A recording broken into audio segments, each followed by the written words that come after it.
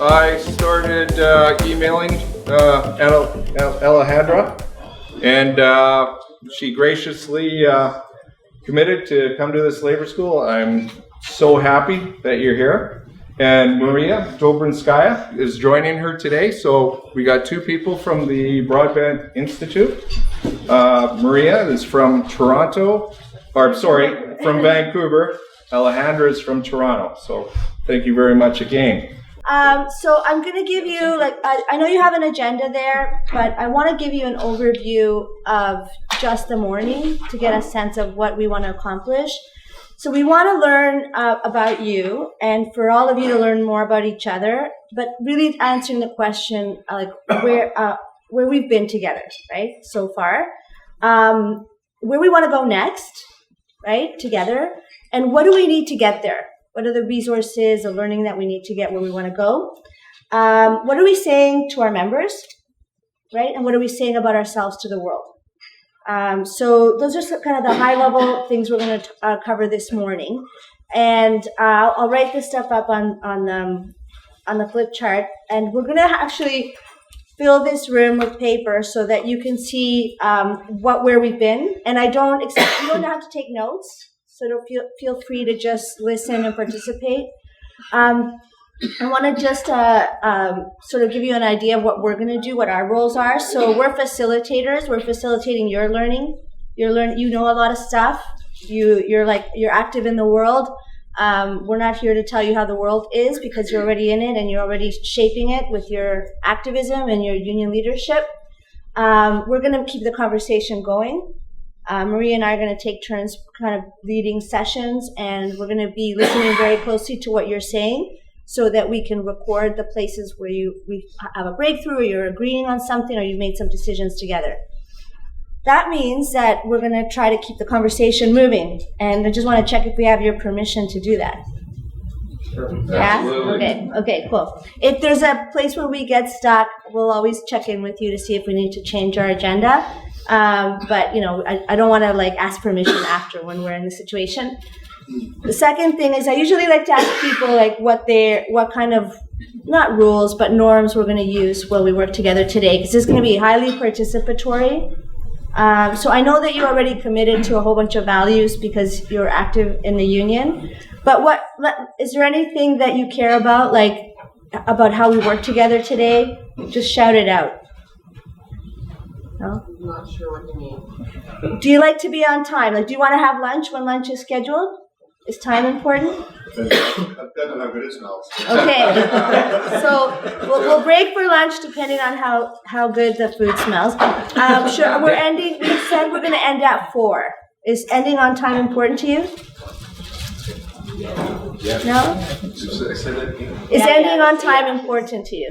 Yes. Okay. Yes. Some people said no, and I'm sure that you can continue the conversation in the hospitality suite.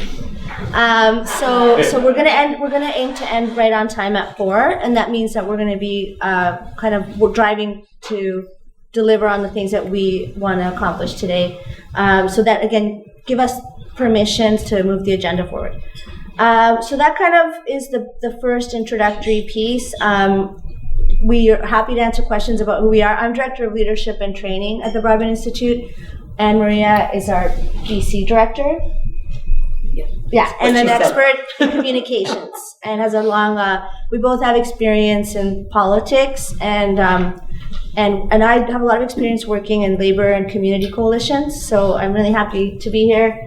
We're both really happy. Happy to be here. Yeah, I'm the BC Director, and I apologize. I'm a little bit sick, and so my voice might kind of go, but I'll be doing more of the afternoon stuff around messaging and communication and media relations, and following Alejandra's lead this morning. So thanks. Great. So it's time to get to work. So I'm asking you to please think for a moment, on your own, and then have at your tables. So everybody should be. You're gonna have to move to have some buddies at your table. To think about the question, it's what brings us together? What is the thing that brings us together? And I want you to think on your own and then share that in your group. And there's more instructions. So can I just for a sec? So as you're talking to each other, I'm going to ask someone, a volunteer, to listen really closely to like the key words, a few words, like 2, 3, 4, 5 words that are constantly coming up, and then write them down. What we want is for after we finish this round of exercises, that we want to have one idea per Post-it note, right? One idea, one big idea of what brings us together. And that idea represents what you're finding is you have in common at your table. And that is, it can be very different. Some of it's very personal, some of it's related to specifically to your local or the area that you represent, and that's fine. But what we're going to be able to do at the end of it is have a really fast way for us as facilitators to know who you are.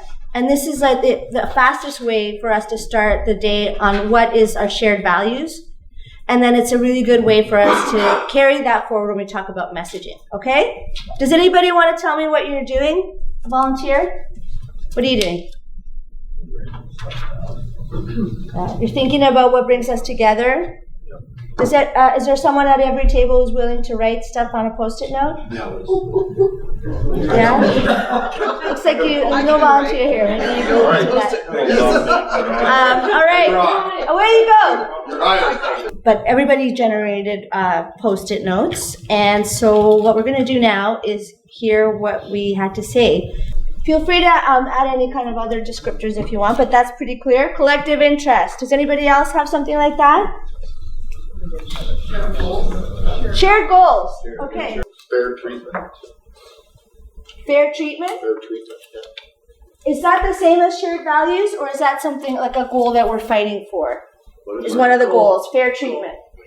So it'd be like compassion. It's a goal, it's compassion, it's fairness. See, this is how it gets interesting, because let's say that fair treatment is a kind of bridge between compassionate and caring, and it's one of our goals, right? So let's just, and shared interest. So that's great. We're starting to see some patterns here. A table we haven't heard from yet. Volunteer one. Education, learning, education, sharing. Okay, let's do the first one. Education, learning. Education as in we learning. Learning. Education. Anyone else had education? Oh, there we go. Yeah. Education and training.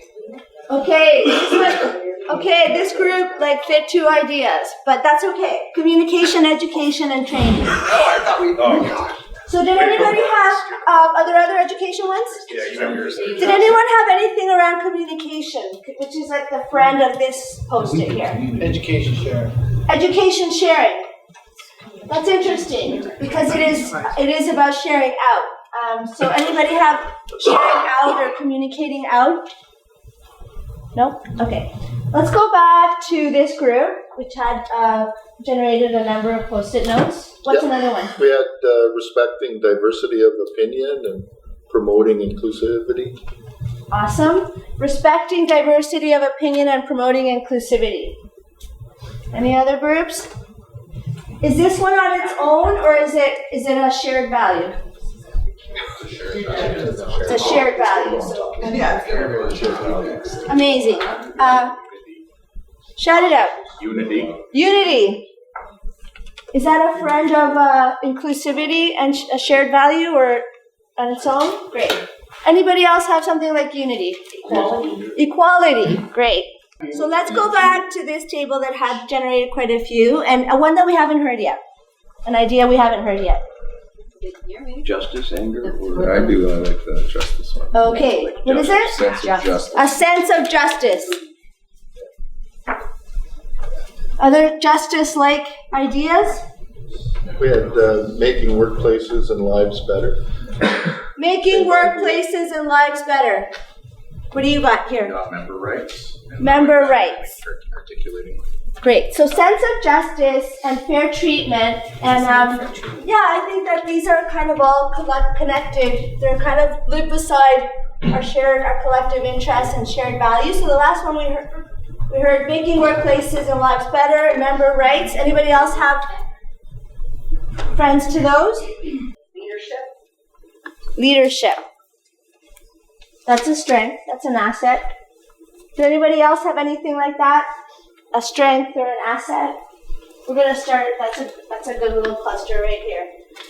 Okay. One we haven't heard from yet from this group. We've got laughter. That brings us together, just in general. Laughter? Joy? Man, like the best way to build a movement is to have some fun. We have anger, which is The anger and our laughter.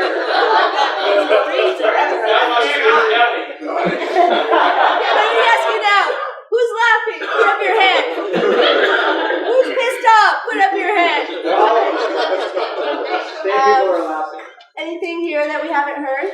No, I think Not that we wrote this one was on community and this was respect and non-bullying. Okay, why don't we put them up? Add them to it, yeah. Because they fit with what we've got already. Sense of community in our members, respect as a value, non-bullying as a way of behaving. Okay, the rest of your notes. We had stories of food. Yeah. Yes. Stories and food. Okay, I'm so happy to hear this one because stories is a big part of like the practice of organizing, the practice of coming together, and stories is like one of the oldest things that humans do together. And we're going to be talking about that in the afternoon. And then I'll give these to you. And the remainder from this group? power. We go from anger to power. Power. All right. Power to the people. We're here for power. We're building power. Well. Awesome. So I'm just gonna ask you. Yes. Did anybody hear something that was said that they don't agree with? And that's cool. Has anybody heard something that was shared that they just don't agree with? Like, I'm going to invite that we should sometimes disagree so that we can clarify where we stand. So be comfortable in this space to be like, oh, I'm not sure. We are. So it doesn't sound like it. And on the other hand, like, what this shows you is that you've got really like a lot of around shared values, a lot around the way that you behave in the world, what you're here for, who you're lifting up, how much you're like holding learning and for yourselves and for your members, the emotional pieces around anger and laughter, and also the compassion. If we did a tree, this would be a really strong tree. If we built a tree on this. So I like to start this way because I think that you may not all know each other, but it's a wonderful thing when a group comes together and they have so much in common. When you're getting ready to grow or you're getting ready to do more of what you're doing, it's important to always go back to first principles and it's never a waste of time to remind yourself why you're here, right? It's also a source of a resource to you, courage and strength to see that across your sisters and brothers. Number 2 is that Maria is listening intently and pulling messages. Like when we're talking about messages, it really helps to have an external person who is an expert in communications to listen carefully for what you have to say so that you can actually be in the moment and not have to be capturing it. Yeah, that apparently is going to happen a lot. But number 3 is that I'm hoping that these facilitation tools are things that you might one day want to use in your own. It's a very practical thing to do. Can anybody think about why it would be useful to do this if you have like if you're doing a meeting in your local, for example, to like do these kinds of rounds at the beginning? Is there anything useful about it? Just to open up dialogue, get everybody comfortable in the situation. Yeah. Anything else? Go ahead. Take a pulse on the room, like what's the sentiment in the room generally? Yeah, and stuff that's like simmering that you like can't get to, you just put it on the table right away. And you don't like work around it and then have to deal with it and eventually anyway. Anyone else? It's a really good use of time because everybody got to talk and then we did a really fast capture and then we can move on. And I would say that another important thing is that when you deal with adults in particular, no matter where they are, especially if you're talking to workers that aren't already part of the union.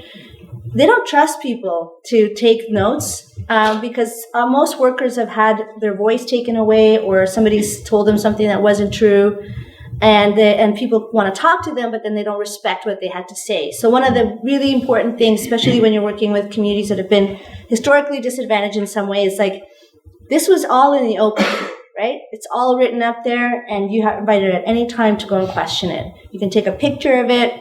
It's accountable. So these are the tools that I'm going to be sharing with you this morning, are all tools that you can use at work for accountability. Awesome. So we started a little bit later than we had planned, but we're catching up. So I want to do one more round of this now that you got the gist of it. The next question is, what have we accomplished together? What do you feel from your point of view as CCU have you accomplished together? Who's ready? Who's going to volunteer to go first? All right, I'm gonna go first. All right. Okay, collective strengths. So one of the things you've accomplished are collective strengths. Great. Any example or? Just all working together for common things, like when Kelly puts letters forward to the Senate, trying to push our agenda. Great. Things like that. You can put like example here. Okay, so Maria's gonna capture those examples. Sorry, what I did, They're part of your except I story. Like letters put together letters for the Senate on issues. Great, thank you. Anyone else have anything like that? Strong network. Strong network. Okay, the one that's different. Go ahead. Learning from each other across the different opinions, diverse opinions of affiliates. So sort of leaning on each other in education, continued education. That wasn't too loud, so I'm going to read it. Learn from each other across diverse opinions of affiliates, education, the diversity of the group. Anyone else have anything like that? Learning from each other across difference? Similar, supportive of one another, sharing ideas, educating one another. Okay, the little cluster here is growing. Education, supportive, sharing stories. When we're winning and we commiserate together, when we're not winning as much, and then we have varied backgrounds. So we're coming from different places, but we're still finding our commonality. Did you have something similar? Unity. You've held unity. That's an important accomplishment. Anyone else? We're building community. Building community. Common sense of community. Building a community, and you have a common sense of community. That definitely came out in the values sharing. Something we haven't heard yet. This is more of the same relationship. Relationship building. Anyone else? We're sort of like that. I'm sitting with a bunch of folks who aren't in the CCU, so our theme was kind of growing our membership and reaching out to other groups, which is similar to building community, I think. Reaching out to other unions. Yeah, it relates to building community, but reaching out to other unions and growing membership and relationship building. Very much a theme of this morning. You have to be growing. Anyone else have anything like that? Yes. Smaller fledgling unions. Great. And locals. Support to smaller fledgling unions and locals. I'm gonna sit with this one. This is something unique. New approaches on labor movement actions, labor movement activity. New approaches. Anyone else had anything like that? Okay. Well, understanding equity and inclusion equity and equality was something that we put forward. Is that related to the new approaches? It could be looked as a new approach, absolutely, yeah. Or does it stand on its own? I could say a little bit both. It could do either. Yeah. Okay, why don't we put them really close together then? So anyone else had anything like developing new approaches for labor movement action or understanding equity? Okay, something we haven't heard yet. How about this group? You have quite a few here. Some of them are all kind of the same. We'll share them at the same time then. Yeah, so we have solidarity nationwide, strength solidarity between locals across the country, and a national platform and voice for locals across the country. Okay, there's a few ideas here. Okay, so we've got solidarity nationwide, similar to the network, but not the same as the activism. Strengthen solidarity between locals across the country, and a national platform and voice. I saw that you had something similar over here. Yeah, we have providing a national look at labor. Okay. And then Go ahead. providing something we can't do on our own, so tying into that sort of smaller, building up smaller groups. Excellent. So national look at labor and provide something that we can't do on our own. Go ahead. Want me to read them? Sure. Okay. Okay. Increased understanding. That's interesting. Like learning, increased understanding. A national voice again. And validity that comes with that. Is that the validity of having a national voice? Amazing. I think it was also a validity around processes that we already do, and we share that with Oh, other unions okay. across this country to find out that we're actually doing things okay, not just in isolation. Okay, that's great. So this is like in the middle, like validity, legitimacy, processes. Maybe you can add legitimacy and processes. We're going to group them so that that's kind of like a piece in the middle of the value of the work. Go ahead. Fighting to keep what we've accomplished maintained. Yeah. So it's been a hard time for the labor movement in Canada. And keeping what you have and maintaining what you have is an important part of the accomplishment. Go ahead. Building respect and values and breaking down barriers.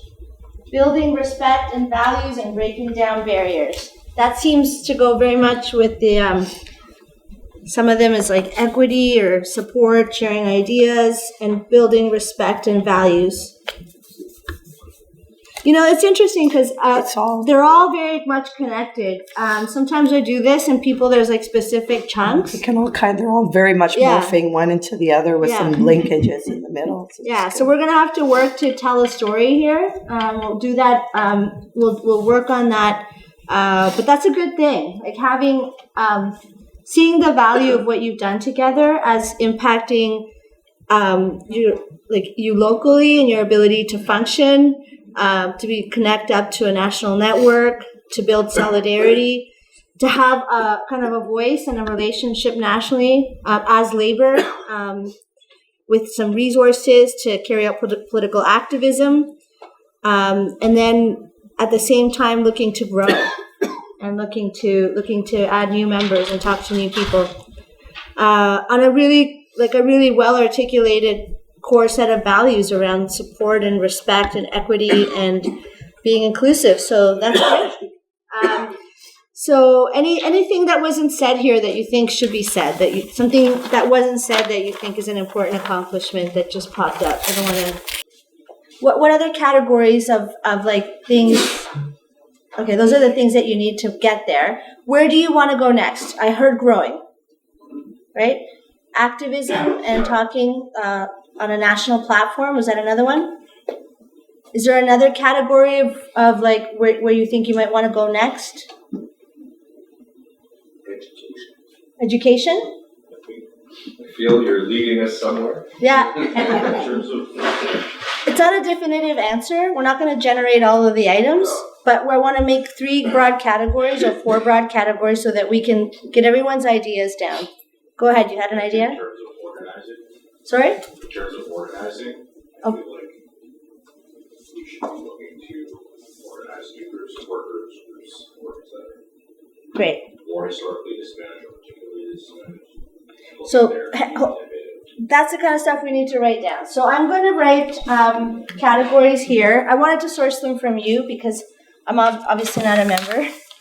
And so I'm going to write on one of these, grow. Another one said education, learn.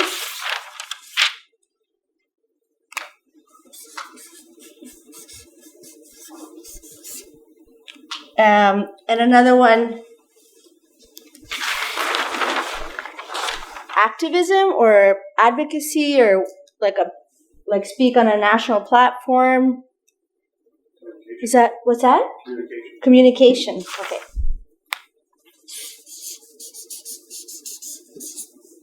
Communicate. This is a really easy technique that a lot of people use. It's very common in community organizing. All it requires is like a chalkboard or a piece of paper and a couple of tables. It might emerge. I'm going to leave one blank because if I didn't capture the right category, then you can fill it out. Can you do me a favor and clear out some of this so we can use? Awesome, thank you. And then we'll do a blank one. And what I'm asking you to do is also going to get your blood flowing. Because I'm going to ask you to visit each one of these pieces of paper and actually write down your thoughts about where we want to go next. And those are just words to prompt you. Whatever, like what you were saying, write that down on that piece of paper. Okay, this is a chance to get a real sense of the room, of what you're bringing here. Where do you think CCU needs to go next? And actually, here's a question. Do you want the friends that are kind of thinking about, or here to observe, to write down their thoughts as well? Yes. Yeah. Great. So you're invited to actually think about with these people who you're sitting with and building a relationship with. And this one we're going to call Other. So I'm going to ask you to help me read out what's here. Okay. So it's communicate, engage the young. Advocacy.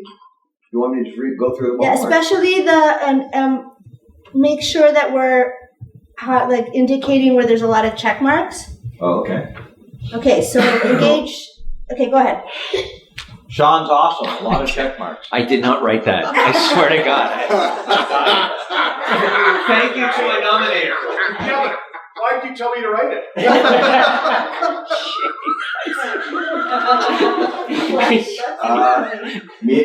Media relationships for unions. National newsletters, 2 checks. Communicate our collective knowledge to empower younger members to carry on with us with the work started before us. Lots of check marks in start. Here, this one. Communicate and educate not just externally but internally to our rank and file to remind them who we are, what we do, and why. 3 check marks. Share equity-seeking groups. Check mark. Voice. Share strengths of membership. 2 check marks. Share stories. History of labor to inform future of labor. Current values of CCU, and somebody's maybe the same person, expand, question mark. Social media, many platforms, we are here. Counter opposing arguments.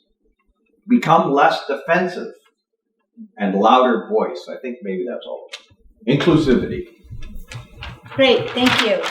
So, if we wanted to find a pattern here, there are some skills that we want to learn, like media relations. There's a practice around capturing the story and sharing it. There's using a range of platforms, including social media. There's also the question about reaching new workers and new stories, especially with equity-seeking groups, young people.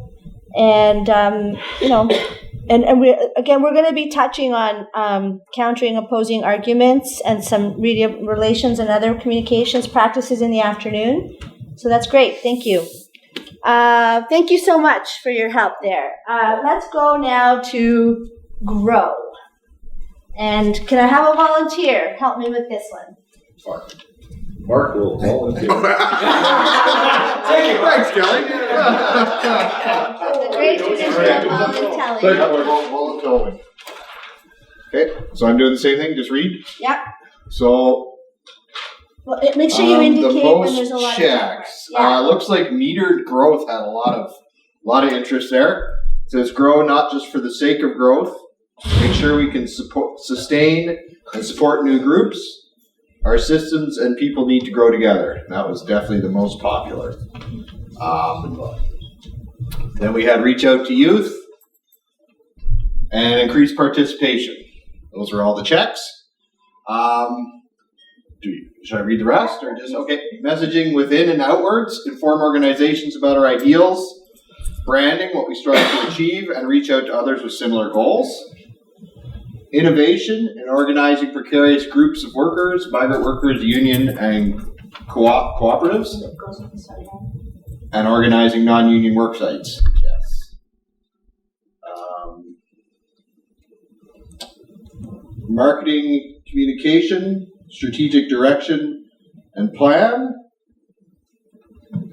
Garner solidarity within union groups, increase participation, and offer educational seminars to members. And then upside down, it says size equals strength and influence. Great. That's it. Thank you. Oh, make sure we look after the members we have, internal growth. Oh, okay, yeah. Go deeper with the members. So go from deep strength. Okay, so we had, did anybody hear anything that was similar between these two? I think there's some patterns here emerging, especially around, the need to communicate, like who we're actually communicating to, and some skills and some capacity building stuff, some structures to allow for growth to happen. Great. The next one is ACT. Can I get a volunteer? So I'll read the ones with the checks and the asterisks, because there's a lot of that. Let's talk about diversity, inclusion, more action. Regular dialogue, circles, gatherings, ceremony, feast, festivity, I think it says. Support organizations on strike. Be able to affect, support, and change. Lead, formulate policies and procedures, social media, social justice. Words and thoughts without actions are hollow. And bring in new strategies and tactics. Bring back effective tactics and strategies, like the general strike. Yeah. Great. Go ahead. Learn to be brave, interactive, educate younger workers, open your mind, heart and soul, and the doors will be open all around you. Listen. TRC calls to action. Truth and reconciliation. Truth and reconciliation. And UNDRIP is the United Nations Declaration on the Rights of Indigenous People. Build capacity, organizing, and membership engagement. More workshops. Taking it back to the membership.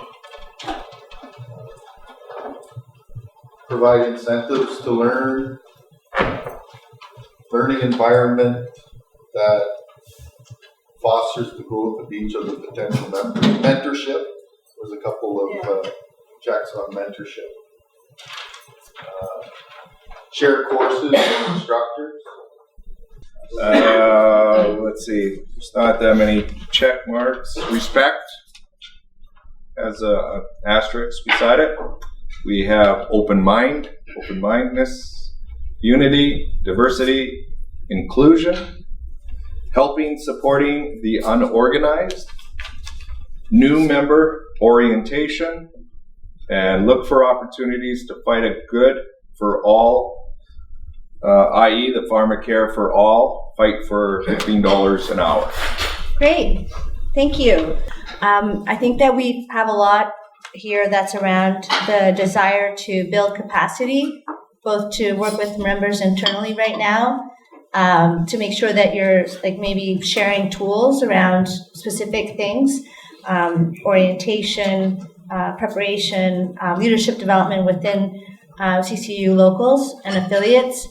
It sounds like there's a desire to make sure that there's an investment in like a next generation of leaders or like a pathway of leadership, a pipeline of leadership. And then there's some very specific tools around, using social media, talking to the media, How do you do reconciliation inside of your union? How do you reach out to communities that are unorganized, who are largely don't look like the majority of the people who are currently membership and most of the labor movement, who have a different experience. So the practice of equity, so that we can actually build relationships with new workers. And it was really great to hear there's 2 specific campaigns that are mentioned in the other, because we can work with that this afternoon. We're going to do a bit of a capture, but I would recommend that this kind of practice is also something you might want to use in your meetings. I don't know if you experience this, but mostly when we plan meetings, we make an agenda that's itemized. We're going to do 1, 2, 3, 4, 5, 6, but it's really hard. We don't have any tools to get from 1 to 2 and all the way through the agenda in a way that people feel like they came out to a meaningful meeting, they were heard, some decisions were made, and that when we're actually making decisions together to kind of capture it and make it visible to everybody so they feel part of the story. So this is another tool that I invite you to use. It doesn't take a lot. It's a piece of paper. It doesn't have to be as big and fancy as this one. We've worked pretty hard all morning, and we could pause and actually take lunch on time. And then I just wanted to give you kind of an idea of what we're going to do after lunch, so you are really excited and to come back and continue. We're going to pick up on the idea of the building power, which came up in our first set of debriefs around what does that mean? How do we, what are some practices for doing that? And then we're going to talk about one particular practice which came up already, which is the story. And that's been consistent with that throughout every exercise we've done, is that you have a story to tell, you have shared values, you've done some stuff together, you want to talk to your members about it, and you also want to talk to potential future members and to society at large on the big issues, like why you care about pharmacare. So that's great. We're going to be doing some practice, and then Maria is going to take us through something which a lot of us don't get, which is an expert kind of walkthrough of how communications and messaging happens. So we're going to kind of break down some of the words that you hear in the news that it's what the hell does that mean? And we're going to peel back. She's going to peel back, the curtain for how this stuff gets done. And then talk about media relations. If you find yourself, it's really hard to learn how to talk to a reporter when you're in the middle of a strike and you haven't done the work in advance. So we're going to go through that. And then we're going to take a piece at the end to say, okay, so what? So what do we do? What does it mean and what's next? Okay?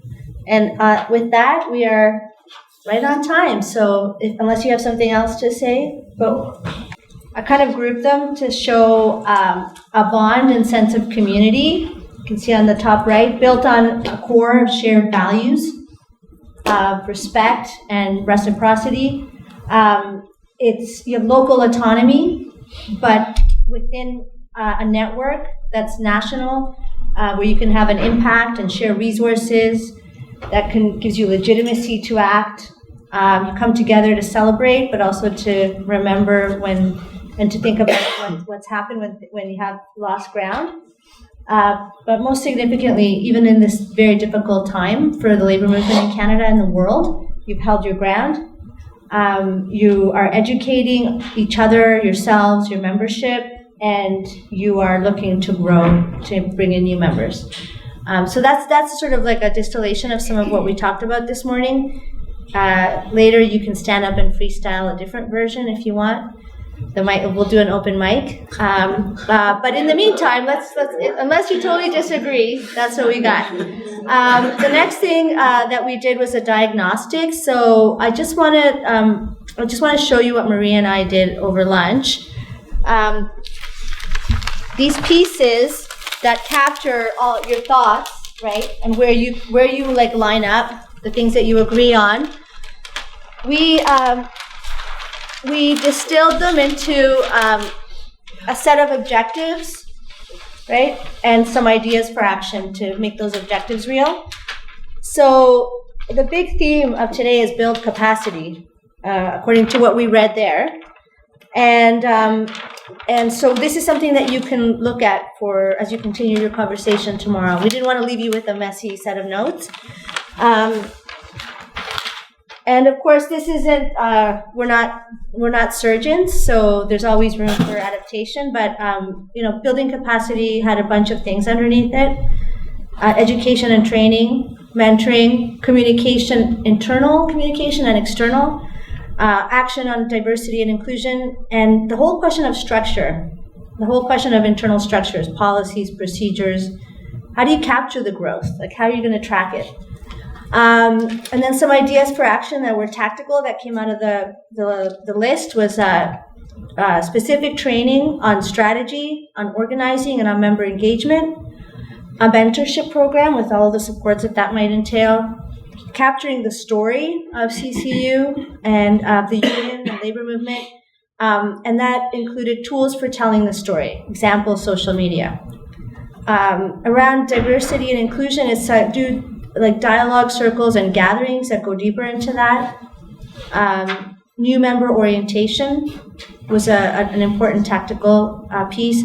And just the internal support for the development and adoption of policies and procedures. So, just a few things. So thanks very much. I think what I need is there a clicker or do you want to, yeah, there is. I'm going to move around. So we're going to get into a little bit of a presentation now, just when you're feeling a little sleepy after lunch, but it had to be this way. But you will be doing some work, so don't worry. It won't just be me talking. I think I'm just going to use a loud voice and move out of the way here. Let's do a big question right off after lunch. And this is like a shout it out kind of moment. How do we create change? Shout it out. Do something. What's that? Do something. Do something. Educate. Identify problems. Yes. Identify solutions. Yeah. Right. You need to know what problem you want to solve, what solution you want. You need to educate. You need to act. Those are all. That was fast. That's great. So purpose. That's a core element. Like, what's your purpose? What are you for? What's the problem that you want to solve? What's the solution you want to bring? You need people. No change happens without people, and that's the piece that you were talking about around education, recruitment, and power. Because without power, you can't actually deliver on the change that you want. So this is what we're going to talk about this part of this afternoon. And what is power? There isn't a right or a wrong answer on this, but I think I want to have this conversation so that we can really drill down into what this idea of power building is. So no right or wrong answer. Knowledge is power. Strength in numbers. Strength in numbers. Decision making. What's that? Decision making. Decision making. Anyone else? Motivational speaking. Yes. There can be power in motivating people. Did you? Okay. Being able to get people to do the thing you want them to do. Yeah. Influence. Yeah. Getting people to do the thing you want to do. Influencing. Yeah. Money? Money is power. Yeah. Resources. Strength. Yeah. So I think that we probably would agree that all of those things are true. The way I'm going to talk to you about power is that it's a relationship, right? There's a relationship of power. There's the people up there that have power, but guess who else has power? Right? The employers have power, the rich have power. Who else has power? The workers. The workers have power. People have power. It's a relationship, and we can change that relationship. Just because we are we have less power today doesn't mean we will have less power tomorrow. And in a sense, that's what you're here to do. That's what you heard about all morning from a historical perspective, right? That's like a major, major changing of relationships of power that happened in this country. If you think about, the sister with the Winnipeg General Strike T-shirt.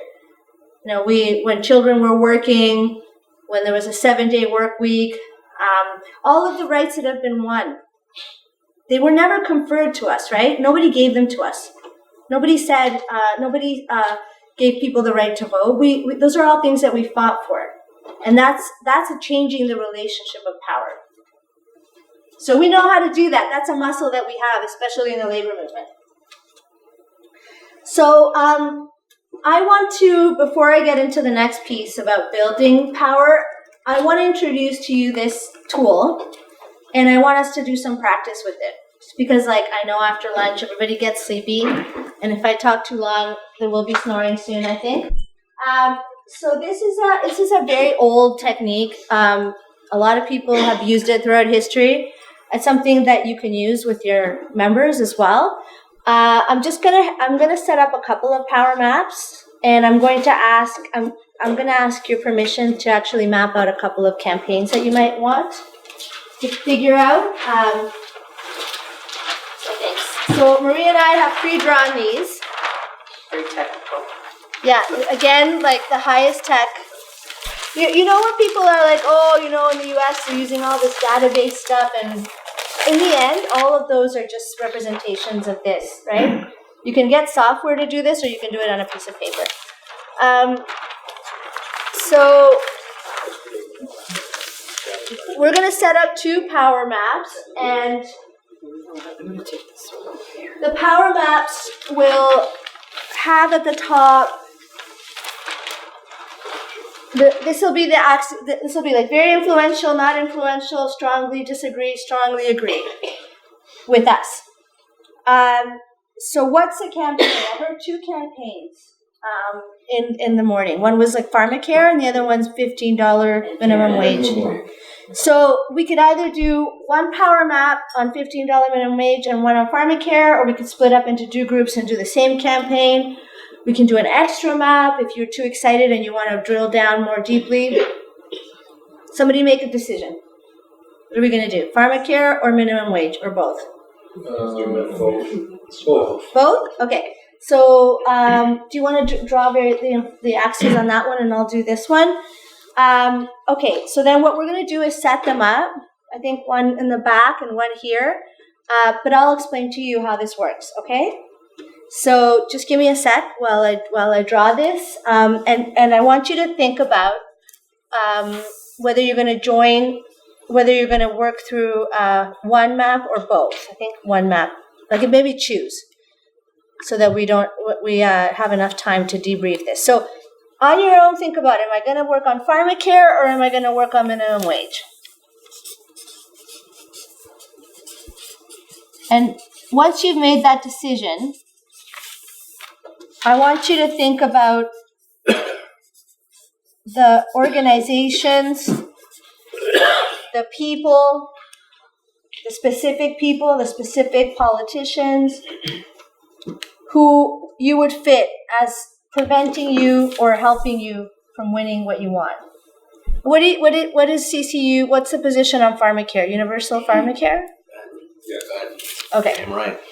So that's cool. Thank you. I would love that. So on the pharmacare one, you would be thinking about who's standing in the way. But on the other hand, who is most with us? And then we're going to have a lot of fun filling out this map. Now, it might be helpful if you're not 100% sure and you don't want to write it down on a piece of paper. This works really well if you have Post-it notes, because then when you're doing the map, you can talk about like that person isn't, I don't think they're that powerful. Or you can move them around. So the lines in the middle are actually neutral. They're like on the fence. The fence sitter types. It hurts there. Yeah, in a country like New Zealand, they buy single source drugs, right? They go, okay, all high pressure blood medicine is going to be this, right? And that's how they get their prices. Plus the other thing they do in New Zealand as well is they look at the 3 drugs you take, the low dose aspirin, the statin, the whatever they are, and they'll put them in one pill. Yeah. and so that the compliance with meds is there because you just take that one pill, and of course the national purchasing of it just drives the price right down. And so when we look at our medical costs, of course it's the Canada Health Act that mandates universal health care in every province, and the province then has the responsibility of delivery. But when you look at your total overall health cost within any province, and the percentage that is the pharmaceuticals, it eats up a huge portion of the money spent.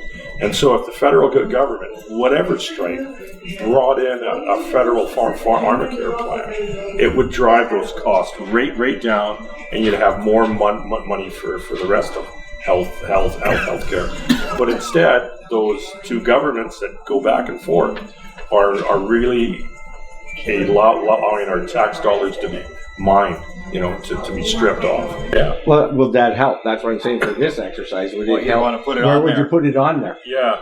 Is it a detriment or is Let's it rate it. right? Go ahead. You got the Sharpie. Yeah, I got terrible writing though. Yeah. Me too, but terrible writing with Sharpie better than terrible writing. The real problem is you got two provincial governments. You got the Ontario government under Ford that really wants privatization in a huge way, and you got Jason Kennedy, who's in the wings, wants to move Alberta towards a private healthcare model, and Canadians are going to lose.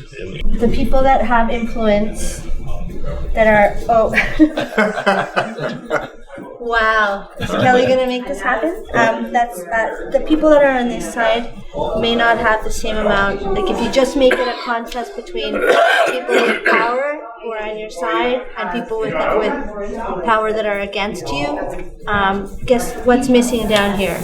Probably the general population should be down there. Exactly, people, specific groups in the general population. So, Sick poor people. Write them down. Write it down. That's very Putting good. First Nations Health Authority, they're actually a governing body for BC. And then I don't know if you want to put I MSP. agree, but they don't have the influence they should. Well, they actually have coverage on. They actually have a partnership with MSP, right? So they're actually for BC. They're distributing all the pharmacare more or less for. So It's becoming a bigger voice. So then we had other groups. We had people like pensioners with very low incomes, or people that are working but below the poverty line, or even like middle class families that have two parents working but neither have benefits. Like, what do you do when they're busy? So generally, what I would say is that the kind of issues that we care about, we should fill this corner, less influential, but with us. We should have like a huge list of people there, right?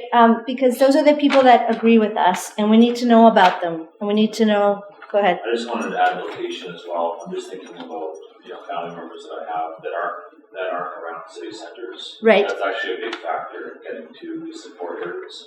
Yeah, especially on a big like national campaign where every riding matters, right? So we tend at the beginning to fill out the kind of powerful. It's easier to identify them.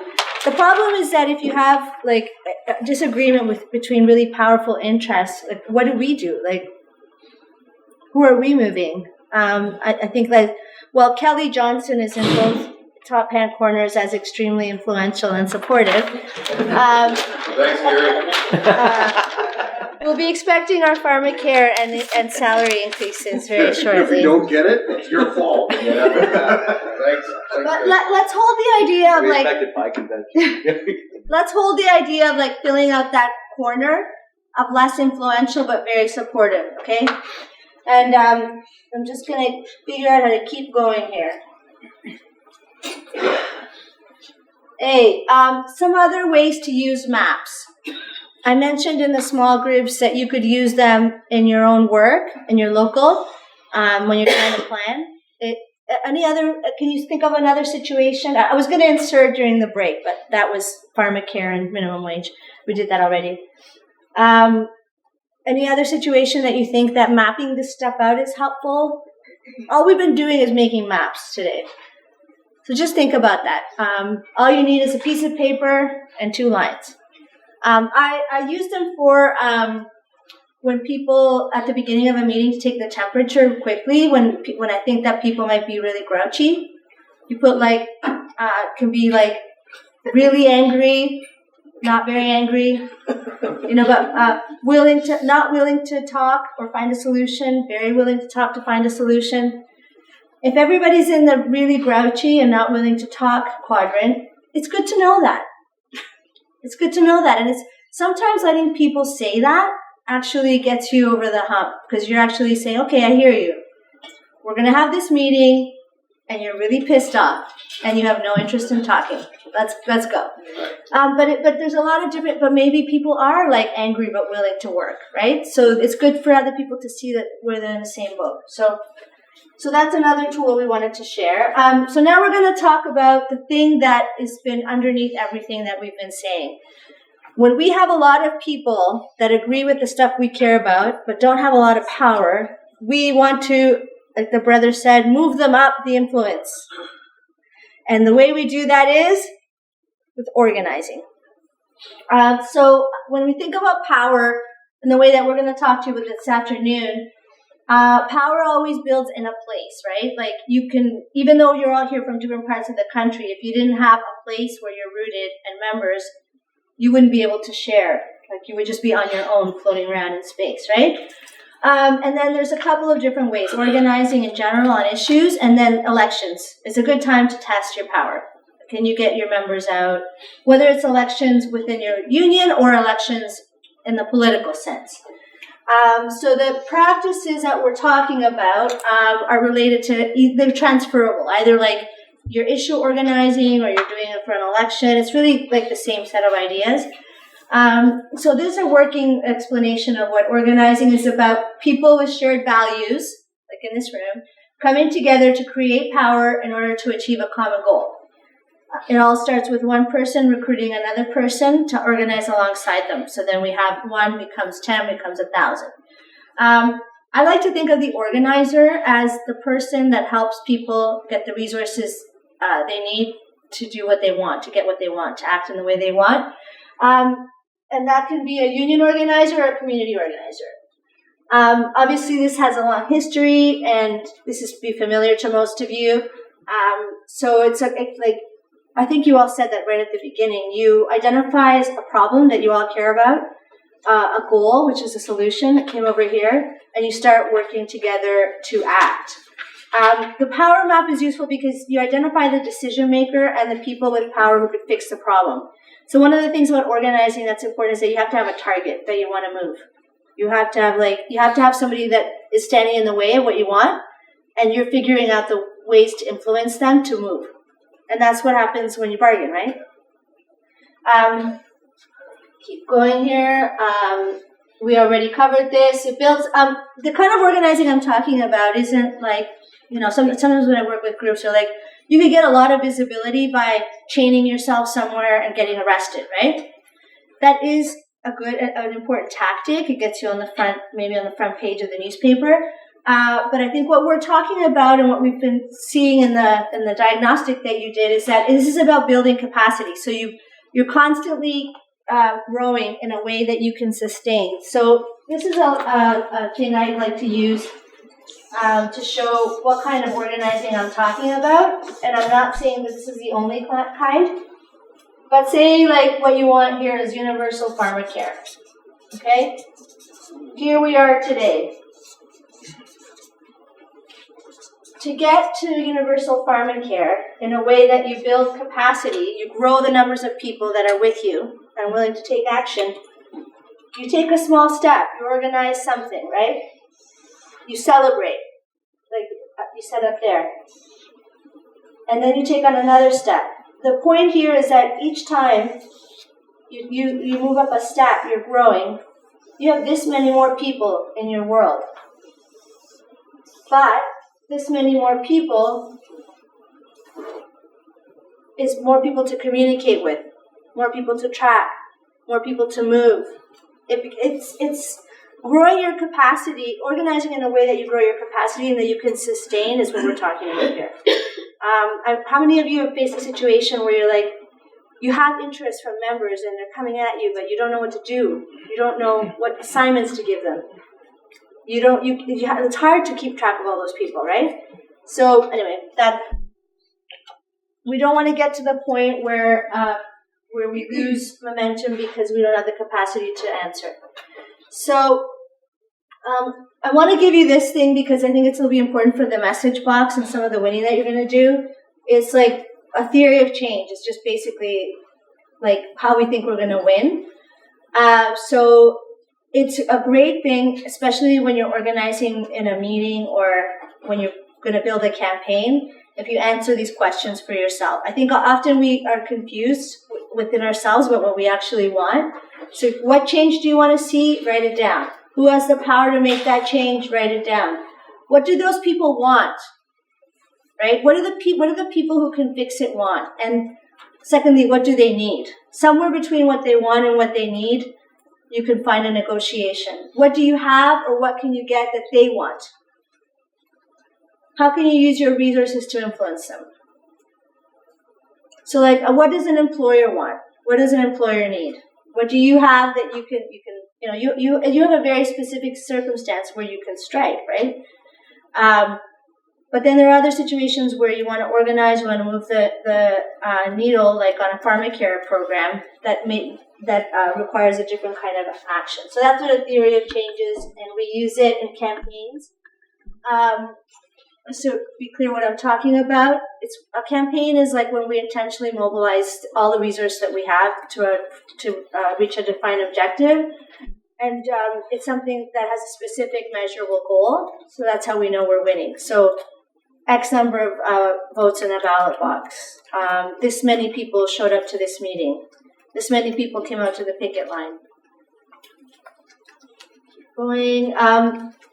I'll share this with you after as a PDF so you can refer to it if you ever want to. But like there's kind of like what a basic campaign would look like is you have a specific goal that you identified. You know who the target is that you want to move.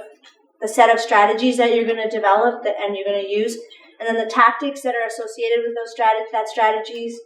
And then the timeline. And the resources that you're going to deploy. A really like long, involved campaign with a lot of resources, you would have metrics and measures and message and other supports for your campaign goal. This thing about strategy and tactics is we were just talking about objective, goal, strategy, and tactics are just words, and sometimes people exchange them. But essentially, it's like, how are you going to influence the person you want to move or the target? And what actions or tactics do you need to take? So in the thing that we did about what your choices you have ahead, we split them between objectives and ideas for action. But especially it was a sort of like strategy and tactics. We had to discuss whether we were going. Yeah, we were like, should we do that? So these are some of the functions in a campaign. You do your analysis. The power map is part of that. You become visible, to people. You know you're doing the campaign. You develop communications products and vehicles. You identify the people that you're going to move, mobilize them to the objective. So, for example, in a union drive, you're doing this, right? You're doing an analysis of the people you want to organize. You become visible to them. You stand outside their workplace and start talking to them. You figure out what your pitch is. You start to keep a list of the people that might be with you, who might start signing union cards. And then you're mobilizing or transporting them, maybe on the ratification vote, right? So does every one of these steps have an analysis to it as well to make sure it's working, or do you just keep going on? In a longer session, that is exactly what we would have to talk about.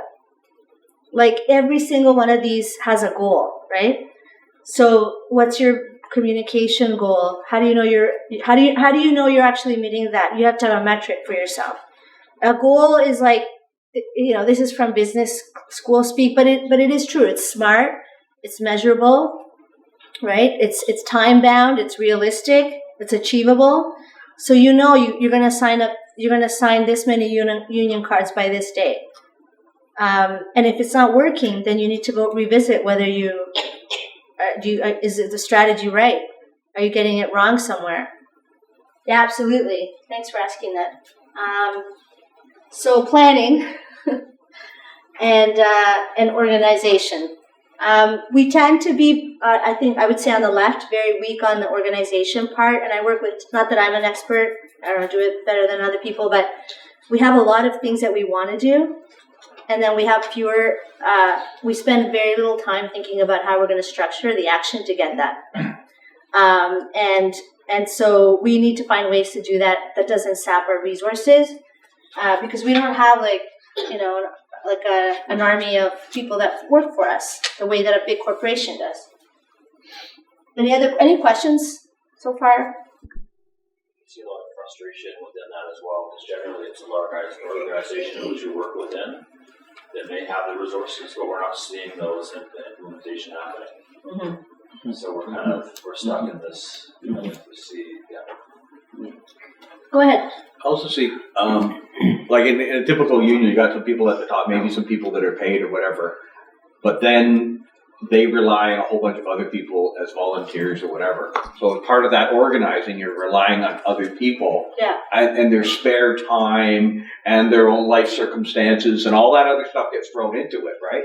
And it's sometimes very difficult to manage those other individuals that you need to get to that wider audience, to get that, to push that strategy forward.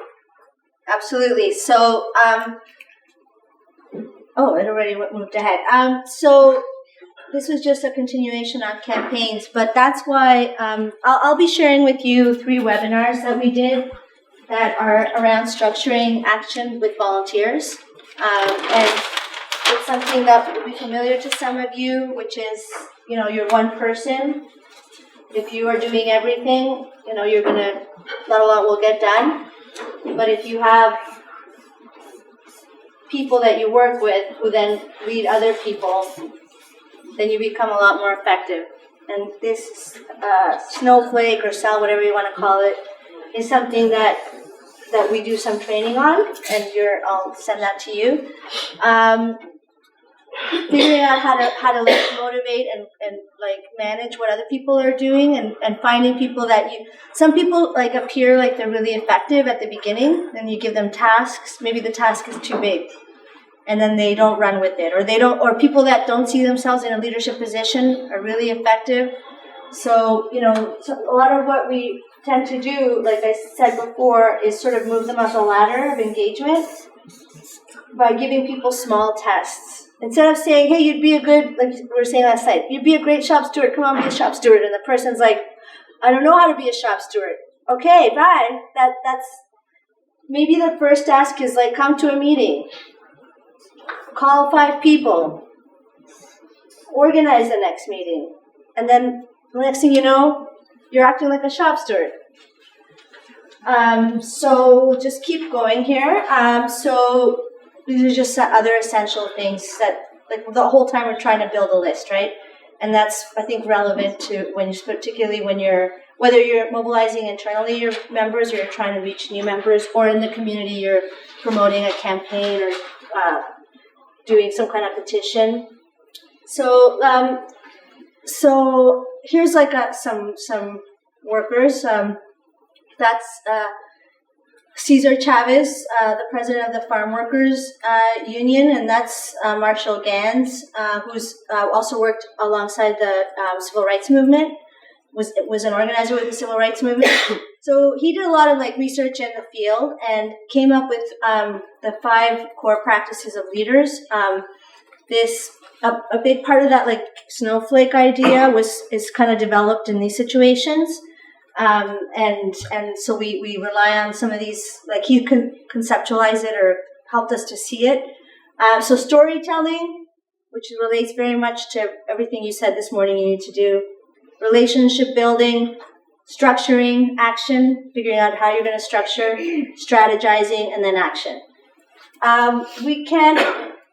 This kind of training is to get through the 5 pieces is requires a lot of time. So rather than not do any of it, I figured that today we could get to the, well, not yet. Okay, so building power. So like if you wanted to look at the 5 strategies, the first 3 are the things you need to build: storytelling, relationship building, and structuring. And then once you get ready to use power, it's like strategy and action. We tend to kind of gloss over the structuring part and try to go from right to action. And so what I'm trying to tell you is it's worth putting in the time to do the things at the front end, so when you can be more effective around action. Any questions so far? No. So let's get to the heart of what we've been talking about all morning around capturing the story of you. So is it important to appeal to the head or to the heart? What do you think? Yay, gold star to everybody. To move people to action, you need to appeal to their head because they're doing something in their self-interest, but it has to connect on a gut level because people are making a choice to do something like that's outside of their comfort zone. The most powerful force in politics is inertia.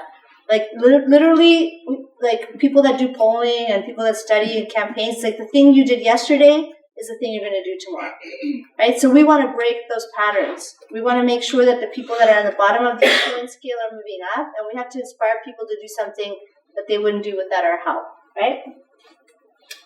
So before you tell the story of you in terms of a union, I'm going to invite you now to start to put yourself in the story. Because it's like this practice of being able to walk up to somebody and say, you know what, this is who I am, and it's really important for you to trust me, to come with me. And you don't have a lot of time, right? If you could sit down and have a beer or a coffee with like people, or you could cut through quickly and convince people that you're okay and they should join you. So we're going to do a bit of work here on how a personal story helps you to make a connection in a way that highlights the similarities or the shared values that you have, and why it's important for them to take action with you.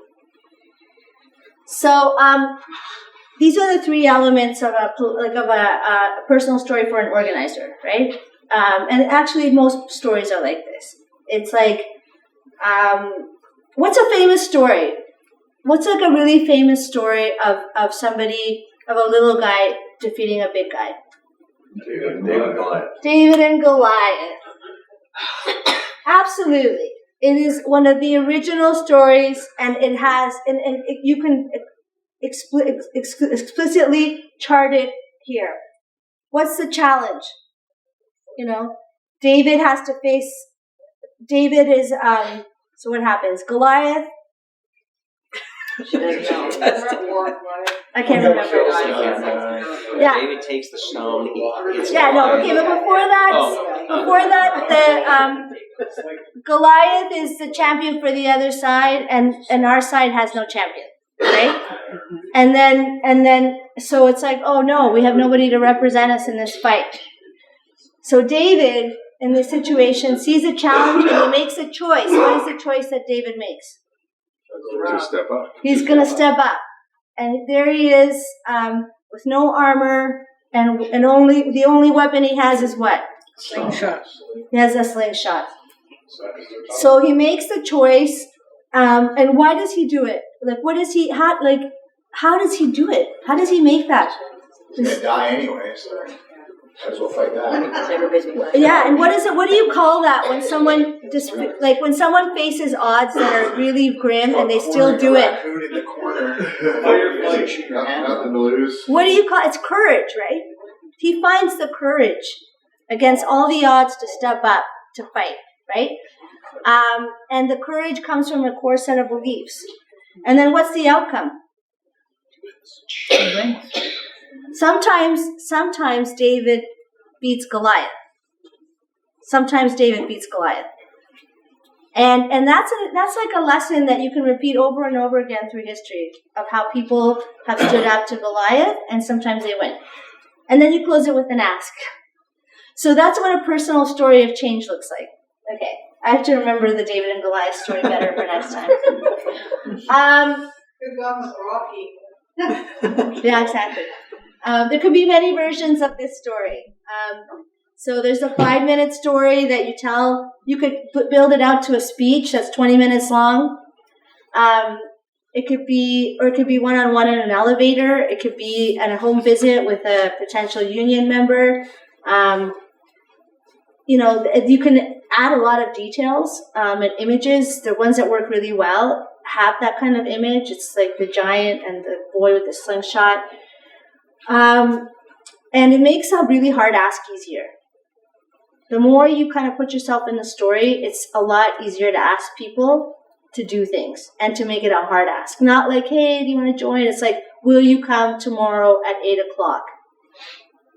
Not like, hey, can you help out? Will you bring these 5 people? By that I mean, will you call them? Will you go pick them up?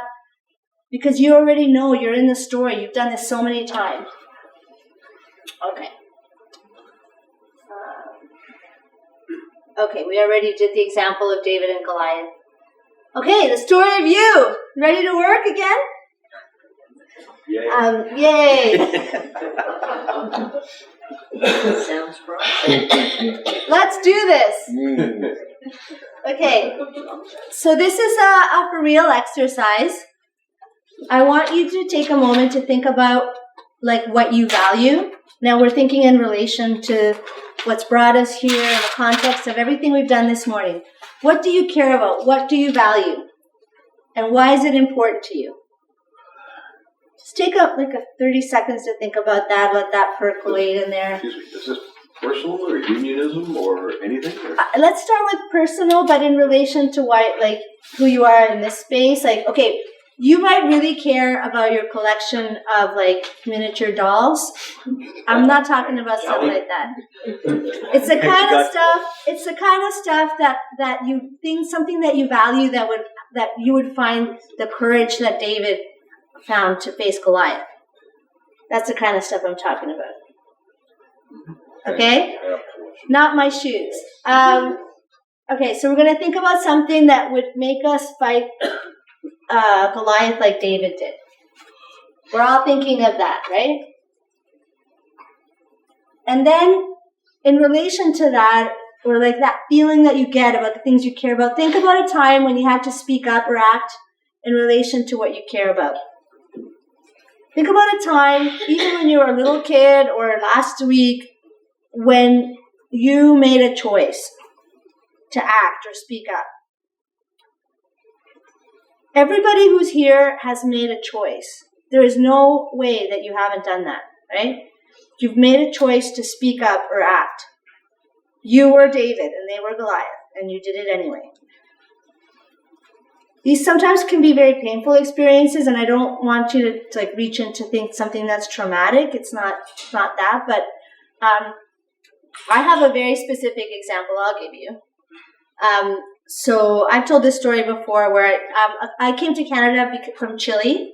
There was a military coup, and my parents were on the left, so we had to leave. And in lots of ways, my mom spoke a little bit of English, but my dad literally lost his voice because he didn't speak English. We were sent to daycare. And in daycares, there's those little beds, the little cots that the kids sleep on. So I was having a nap. I was 3 years old. And while I was asleep, I felt someone touching my ear. And, I was so aware of that we were in a, difficult situation coming to Canada that I didn't move. And I felt the daycare teacher took up my earring, my gold hoop that was given to me right before when I turned 3, right before I left. And I knew enough to just pretend that I couldn't feel it, and she took the other one. So I went home and I told my parents. What do you think they did? Nothing, because they felt so insecure about being refugees in Canada that they didn't think that they could raise their voice. These are people that were so militant and active in their own country, but they felt that they couldn't do anything here. And that was the day that for me that I decided that I didn't want anybody to lose their voice. I wanted to make sure that people knew they had rights and that they could speak up for themselves, And that's how I became politically active, and that's actually what's brought me here to be with you today. So that's a story. That's my personal story. So when I tell you that story, do you believe me that I have what my intentions are with you? Yes. Do you know what I'm made of? Yeah. So we might not come to that kind of depth with you today, but I wanted to share that with you because I was a little girl, David, at one time. You know what I'm saying? Okay, so let's keep going.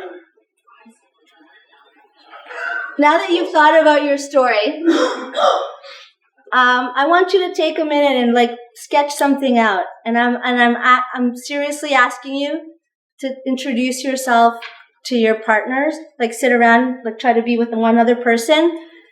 And take turns just telling people the moment that you knew that something wasn't right and you made a choice and you spoke up and you acted. Are we good to do this? All right. So if you don't have a partner, let me know and we'll move around. So you have paper, you have pen. Let's go. I was like, did you include a choice? And then I looked, I saw this. So, did you include a choice? Put up your hand. Well, not specifically, but there was a choice. Yeah. But it was hard. It's hard to find the choice, right? You can either choose to like do this or do that. That's okay. Like this is the first time we're doing this. This is not a comfortable thing. If lots of cultures tell lots of stories, but we watch TV. When it's hard to tell each other stories because they're all on Netflix. Okay, the second question is, did anybody get to an ask? I didn't tell you to do that, but you can see how the choice point gets to the ask, right? So I would say like my ask to you is to do this exercise. And if I hadn't told you my story, you might not have done it. I'm hoping that it might have made you feel like, oh man, she told me her story. Now I got to tell mine. The reason that telling your story does help other people like open up a bit, I think more is that I gave you something, right, of myself, right? And I'm not going to ask you to do something without giving something of myself. And when you work with people who are like, the kind of people that we want to work with have had a lot of experience of not getting what they want or being put down or, just having a boss, being in the world, right? So, like, we need to model for them the courage and to invite them to have the courage to join us. So any thoughts around what it was like to tell your story? Anybody at this table have any thoughts? Go ahead. Well, at first I thought this was going to be really difficult. I had no idea which direction I was going to go in, right?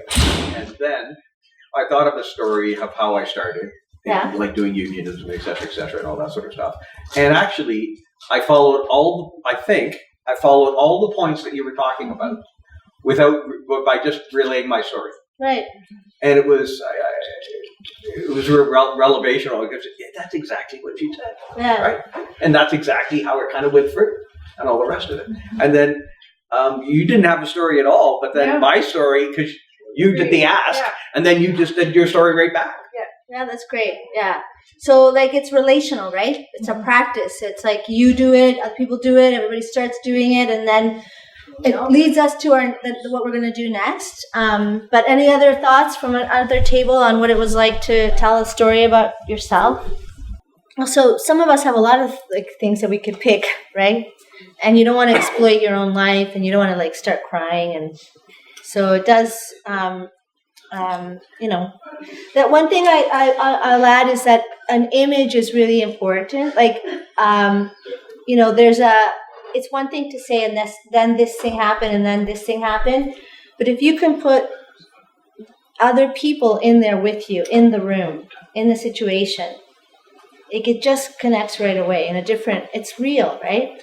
So as we do this work, it's like, I was working with a candidate in Hamilton, and she was telling me what she'd accomplished. I was like, that's not what people want to know. And then she's ended up like, there I was in the high school hallway. It's like, yes, now we're all there with you. So that's the kind of work that is required over time, and the more you do it, the better you get at it, right? Anyone else? Any other thoughts? What it was like? Maybe you'll do it again? Good. What's that? We do it as part of our shop steward. Yeah. Your personal story. Your personal story, right? And what we do is we get people that are partaking in the course to interview the person beside them and then introduce that person as opposed to introducing yourself. Yeah. And some of the questions we ask are leading towards those things. What shaped your attitudes toward unionism? So most of us have already done that. Yeah. So that's a great practice for other people to pick up. It's like instead of doing a round of introductions, ask people to introduce their partner. It's so much more active, and then nobody feels like they have to. Usually when you do a round of introductions, the first person talks for like 10 seconds, and by the end it's like a minute, and then it takes up a huge amount of the agenda. It's active listening too, right? Yeah, that's great. So you guys then can lead us on the next piece, because you're already doing this, which is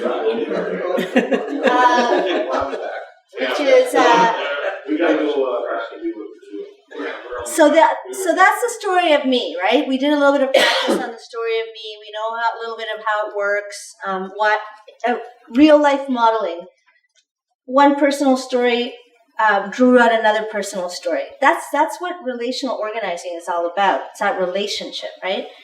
That's some amazing stuff happening. So the next thing is like, it's the story of us, right? The story of us and the story of now. The story of us as trade unionists, the story of us, the story that we want to tell about CCU starts with a personal story of how you ended up here, and then the story of who we are together. So, okay, the story of now is the urgency of the moment, right? For example, if I said to you, so this is who I am, and together we're trying to lift up workers, but that's it.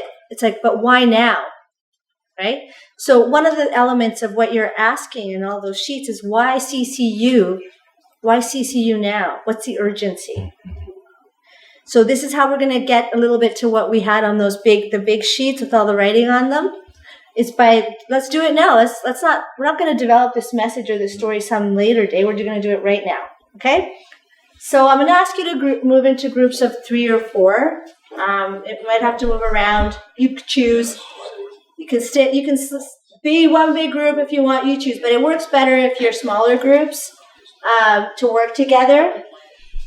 Then I'm going to ask you to pick up one of the themes of what matters to CCU. One of the things you've heard today, any theme, a campaign like pharmacare or $15 minimum wage, or what you would say for new members, people that you want to recruit, right? Just pick one. And then I want you to create the story of us. Like, why CCU? Why now? And then put yourself in that story.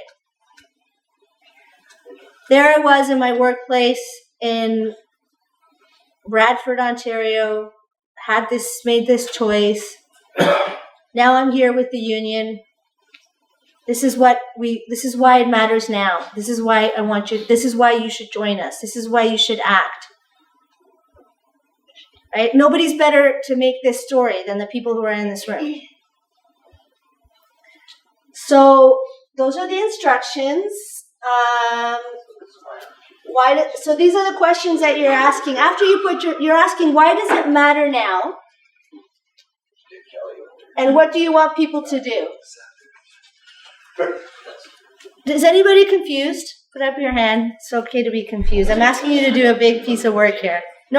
This is a lot of organizations would like contract an expert and like, right? So I'm asking you in a small group to talk about what matters to CCU for you as a member in your union and your local. What's the thing? The urgency. Like, why does it matter? Why now? And what do you want people to do? That's the story of me, the story of us, and the story of now. That is a complete organizing story, a complete movement building story. Okay, now I'm not nearly as engaging as Alejandra is, but I'm happy to be able to close out this part of the day. Speaking more about developing a message, what is a message box, and then we'll do an exercise around that, and then we'll talk a little bit more specifically around some media relation tips. So, key messages and how to use them. Define and provide structure and consistency to your narrative, what you want to say and how you want to say it. So I'll just back up to say a lot of the work that you just did was around developing your personal story, developing a story collectively that you want to tell. And that's useful both for your external message and your internal message. A lot of what I'm going to talk about is developing an external message. But they're not it's not disconnected from your internal message. And once we get into sort of the media relations discussion, again, that's very externally focused, but there's ways that it's helpful in internal communication as well. Oh, sorry, I'm going backwards here. It'll take me a minute to figure out. Okay, brevity. Part of the value in putting together a message box is it can feel constraining if we're not used to it, but it actually is quite liberating, because a lot of what you need to do in a campaign is, and particularly talking to the media, is be very brief, is be very concise, is say the one thing or the two things or the three things that you want to say, and regardless of what questions are asked, but we'll get to there. So you only want to say what you need to say. And keep your campaign narrative centered and focused. So again, don't freelance, don't come up with new messages. The development of a message box, as we'll get into, is really campaign specific. You can have a sort of broader message. It's not even so much a message box. You can have top line messages about what you do, who you are, some of the stories that you've already developed in the last session. But the development of message box is generally around a specific campaign. That could be a campaign narrowly focused, it could be an internal campaign, or more broadly.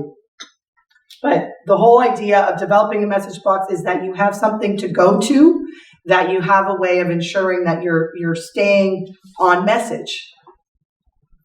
So what is a message box? The message box main thing is to communicate campaign teams' values and visions. So it's a distillation, it's a breaking down into one or two or three or four sentences of what your campaign is about.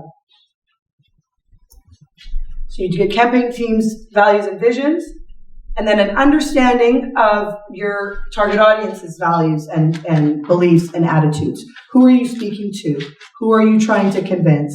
Who do you need to mobilize in order to move the target that Alejandra was referring to earlier? So those two things combined with a thorough scan of your opponents. What are their arguments? What are their plans? What are their positions that are going to stand in the way of you being able to communicate effectively to your audience? And when you put all that together, you get a message box. And it actually is 4 quadrants. And we'll look at them and we'll break down each quadrant. That have anywhere from 1 to 5 bullet points each. You sort of want 2 to 3, I would say. Sometimes if it gets up to 5, then you're in danger of not being as brief as you might need to be. If you say 5 things to a reporter, you don't have as much control over which one of those 5 things they're going to report on. So this is a message box. We're going to actually be, after I go through each quadrant, the lines on there are not as defined.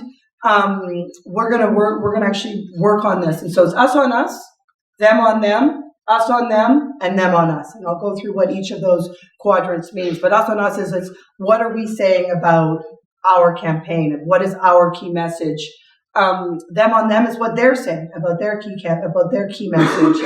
Us on them is what we want people to be thinking and saying about their campaign. Them on us is the opposite. And it looks, in some ways, breaking this down is very simple. The hardest one I find to do generally is us on us, because it's actually what we're for, not what we're against. Them on them is actually quite hard as well, because often we don't really buy our opponent's key messages. We don't actually think they're valid arguments. And so we may not take them as seriously in doing our message development as we should, given that we're often competing for this, well, we are competing for the same audiences. So us on us. What are we saying about ourselves, our issue, or our plan? And so again, this is where we break down the core theme and the position of the campaign. And the critical piece is that we are describing what we're for, not what we're against. And again, it's harder than it seems. I find because we're used to being sort of collectively on the left or the labor movement, we're clear on what we're opposing.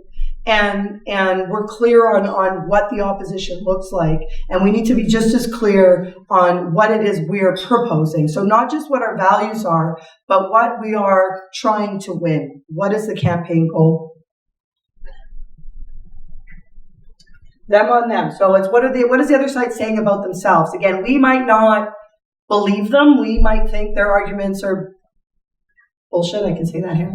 And often we do. Like, it's hard to do them on them because it's such crap a lot of the time. But we need, in this exercise, it's really, really important that we're as honest as we can be about what those messages are, because we often get caught off guard. We end up in campaigns where we don't understand why our opponent was as effective as they were. And it's often because we have not adequately assessed their message because we didn't think it was a good message.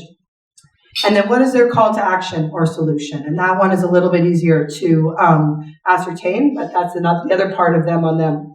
Them on us is usually pretty easy. We're familiar with the criticisms, depending on what the campaign is, but what are our opponents saying about us and our arguments? And how will they seek to frame our issues and position us overall? How will they highlight our weaknesses? How do we preempt their message? How do we make sure? I mean, and when you talk about, so I'll go through these and then I'll talk about the message, the frames. What are we saying about them and their plan or position?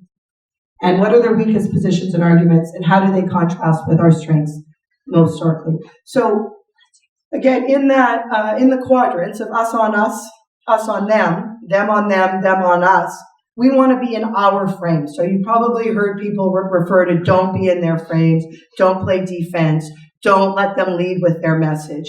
And that's essentially, we want to stay, not coincidentally, on the left side of the quadrant. We want to stay in our message box. And it's very, very easy, and it happens all the time for us to be pulled into their message. And so we end up defending our campaign, responding to them on us, rather than proactively being out there with us on us or us on them.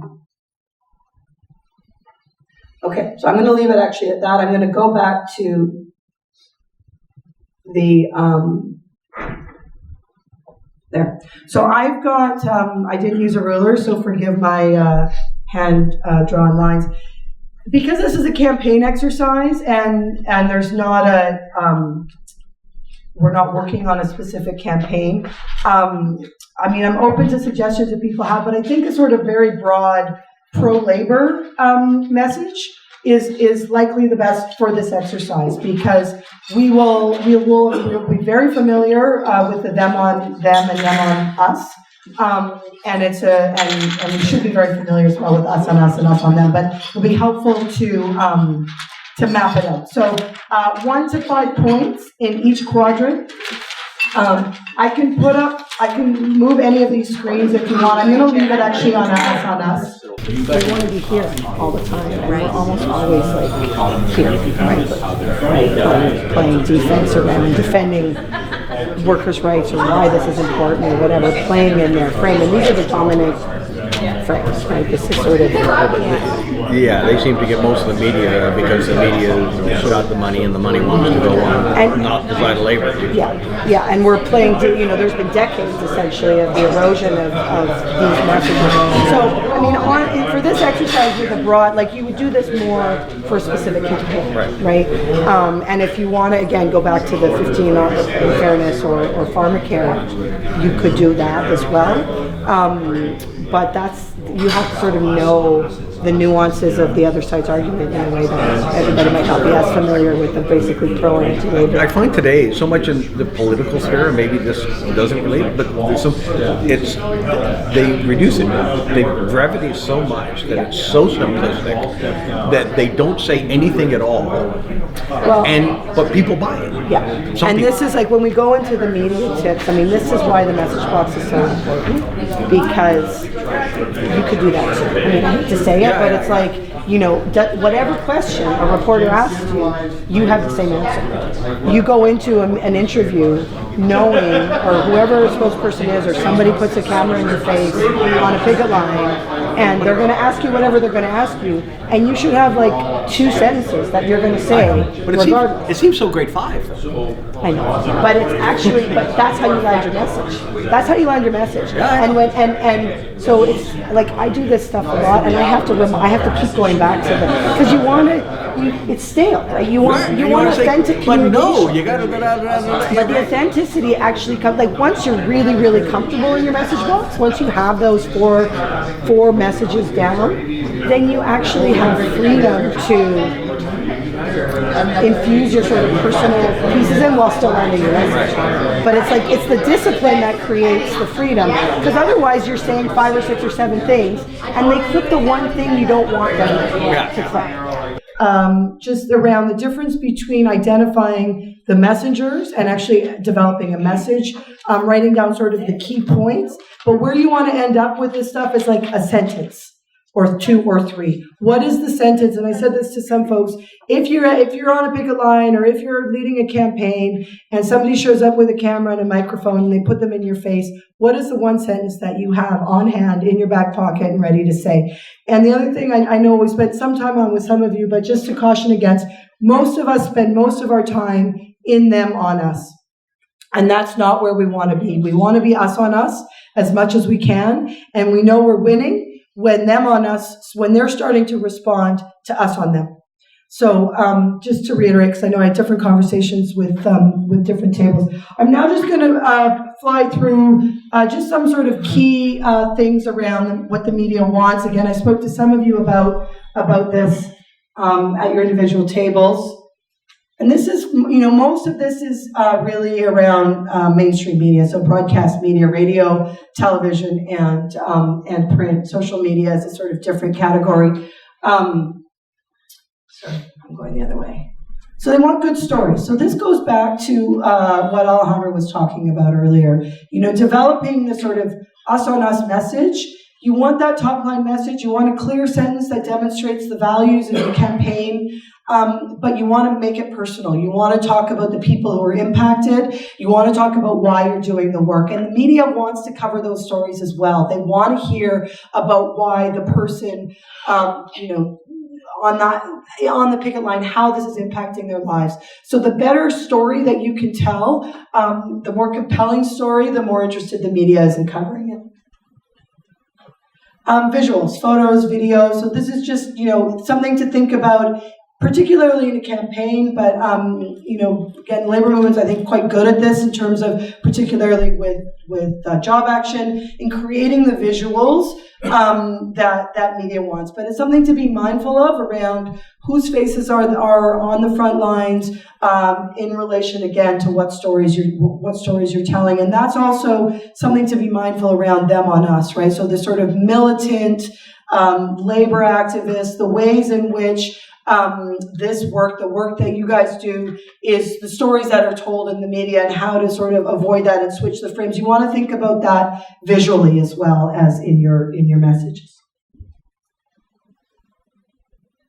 Good interviewee. So again, this is, it takes a lot of work. It's not something that, even people who are so-called naturals at it, need a message box. They need a tight message box. They need a lot of practice. And, but often, again, in sort of really critical campaigns or job actions, people find their voices. And so notice who those people are. Maybe it's some of you, maybe it's some of the people that you work with, and think about what you need to do to cultivate that, to support that, and to ensure, again, there's discipline around that, because I don't think there's any people generally who are good interviewers or interviewees are good because they're very well prepared and they have a very tight message. Again, real people affected by your program, your project, your message, third-party validators. So this goes back to the good stories. Who's impacted by the campaign, by the issue that you're fighting for. And facts, figures, and data. So again, sometimes this pulls us into them on us more than it should. Because we end up sort of defending with facts, figures, and data. But think about how we can lead with that as well. What's the part of us on us message that includes the numbers around people impacted? And so that it's not just when we're responding to them on us with information or facts, that we're also leading with that. But facts, figures, and data should never replace good stories and real people. They need to both go hand in hand. Okay, so this is the structure of an interview. Again, this is mostly around radio or print or television. The medium matters, so it does vary according to medium, and so you want to know, especially if sometimes you don't have that preparation time. Because it is in a sort of the middle of an action and somebody is right there in your face, but then you could tell that it's for television. But even so, you can still ask: is this live? Is that sometimes the more information you can get, the better, and you're allowed to ask those questions and to get that information. You don't just have to offer up a quote or a soundbite without understanding what it's for, what outlet they belong to, and and whether it's live, whether it's clipped, what the parameters are for the interview. Interviews are not conversations. They're not. I was telling some folks, I've gone caught up in this myself, and I would say with all of this stuff, it's not like you just learn it and then you're done. It's practice. I do a lot of media, and I still regularly make mistakes, and I still regularly need to prepare and need to do media trainings. It's easy to remember that an interview is not a conversation when you're on TV for the most part, and generally when you're on radio in studio. If you're on the phone with a reporter, with a print reporter, or even if you're on the phone for live radio, it's easy to forget that you're not having a conversation with the person on the other end of the phone. And so it's not, and particularly with print, I said this to a few folks, shorter is better. The more media that I do, I still need the training. What I do get better at is knowing when I've made a mistake, sort of in the moment. And so a telephone conversation that should have been 5 or 7 minutes, because that's all I needed to deliver my message, turns into 15 minutes. And chances are there's something that I said in the last 2 or 3 minutes, which is what they're going to quote, which I shouldn't have said. And if I'd gotten off the phone when I needed to, but often it's because the reporter is nice and we're having a good conversation and I have a lot of opinions and thoughts and things that I want to say about the issue. Brevity, stick to your message box and keep it short, and know who your audience is. Have an understanding of, this is where some research comes in, and some of you will have people and comms people that can help with this, but what is the outlet? Are they an outlet? You don't have to say yes to interviews. If they're an outlet that regularly is hostile, that regularly tells shitty stories about the work that you're doing, you can decline. You shouldn't say no comment though, we'll get to that. Prepare. So review your key messages, and often with that, particularly if you're in a campaign or you're in a job action or something, you're going to have a set of Q&A. So in addition to your top line key message, which will come out of your message box, you want to have answers to the hard questions. So they're going to ask you the hard questions, which often will come from the them on us box, and you want to have answers. And sometimes those answers are not going to be answers to those questions. They're going to be the way that you want to answer that. Often, they're not going to be answers to those questions. They're going to be another way of delivering your message.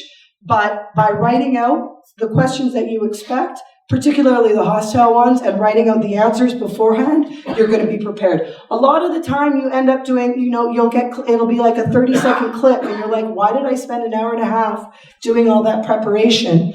And it kind of feels like a waste of time. It's not a waste of time, especially if you landed that clip, and especially because you didn't lose that information after you prepared for an hour and a half. You'll have to review it the next time, but that work was done and will serve you going forward. practice with yourself or a colleague. I have a phone a friend policy if I'm about to do a hard interview.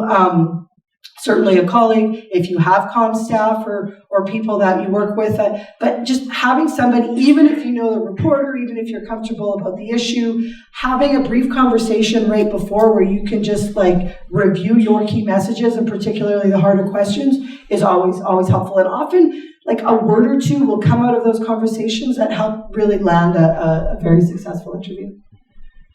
Have your own agenda going into the interview. It doesn't matter what they ask. It doesn't matter what they want. They're going to have their own agenda going into the interview. You need to go in very clearly understanding what it is you want to say in the message that you want to deliver. You may not deliver that message verbatim, but you will, you may not say the words exactly as you wrote them out, but you need to be really, really clear on what it is that you want to say. And your 2 or 3 points, you will know the 3 things you want to say. Whatever the question is, you say those 3 points. Yes, that's an important part of the issue, but the real issue is this. Or yes, we've heard that concern, but what we're most concerned about is this. Or, this may be a problem, but the real problem for our members is this. You find the language, and this is part of the practicing ahead of time, find the pivot language that you're comfortable with. And some of this is uncomfortable because we see politicians say the same answer to questions when we want them to deliver a different answer. We want to sort of please the interviewer. We want to provide them with what they want. That's not what we're there to do. Think about who you're speaking on behalf of, think about who you're campaigning on behalf of, and deliver a message that works to win something for them.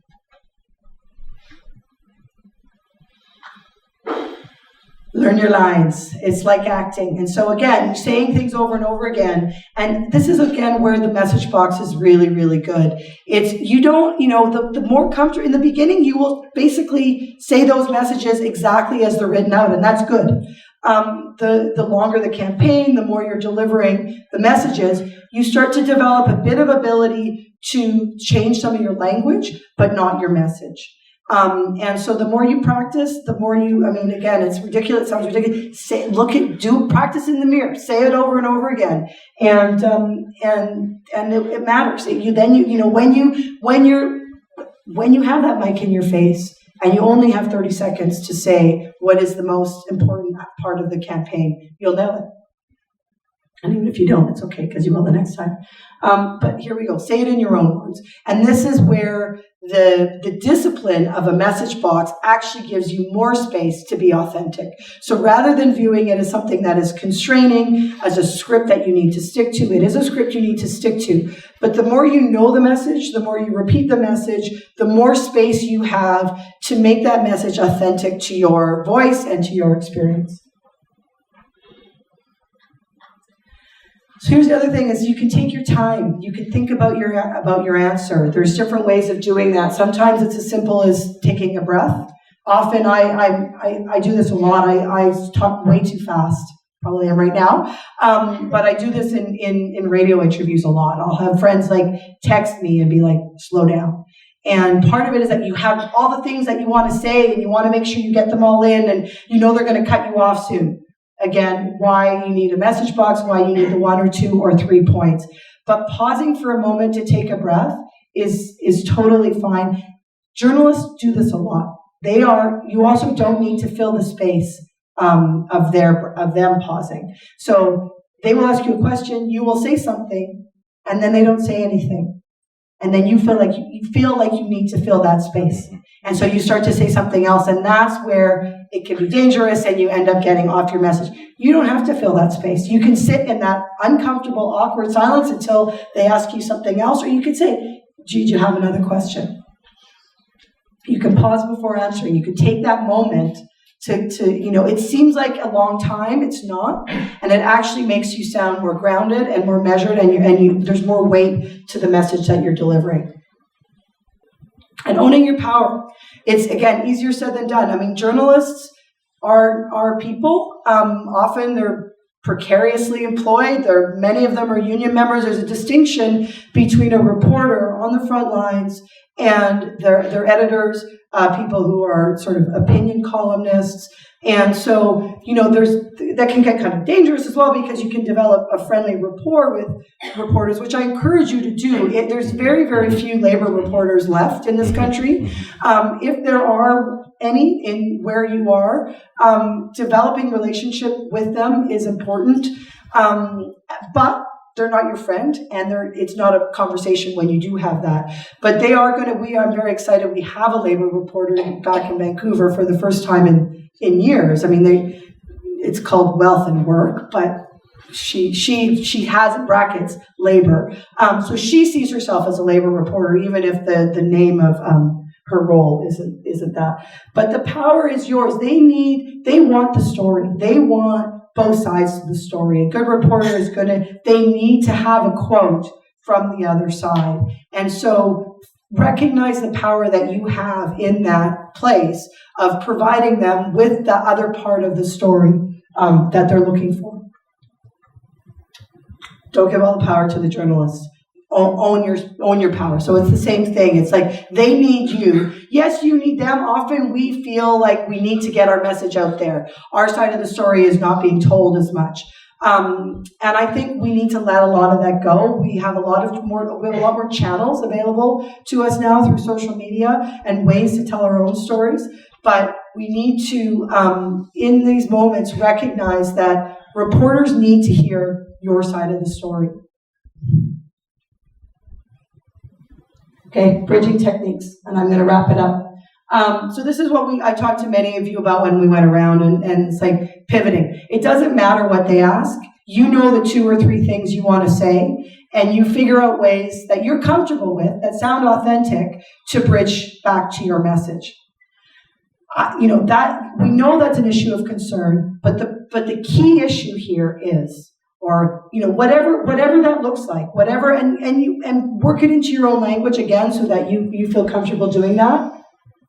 But you can always pivot back to your own message. So this is getting stuck in the them on us, right? So they're going to say, well, isn't this going to cost X number of dollars, or isn't this going to make our taxes go up? We know that that's a concern for many people. Remember who your audience is. Often the people that are hearing that message are people that should be in our universe, and that there's opportunity to bring into our universe. We understand that people are frustrated by this causing more taxes, but really what this is going to do is address affordability, or whatever it is. Pivot back to our message all the time, but acknowledge the legitimate concerns that may exist in the them on us frame. Them on us. Don't spend your time there. We spend most of our time there. Most of us, and in most of our media relations that we do, we spend most of our time playing defense, saying why their arguments are wrong. And it's hard to get out of that completely. And there's many, many reasons why we're there, and we've talked about them.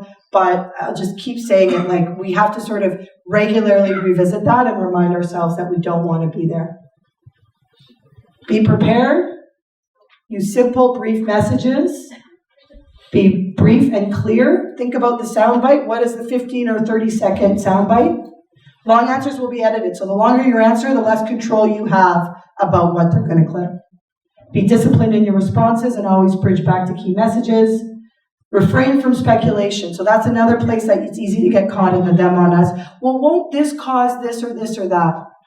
I'm not going to speculate. What I do know is the impact that this is having right now on whatever the issue is. And if you don't know something, say so. Now, this I wouldn't necessarily recommend for a camera in your face kind of situation.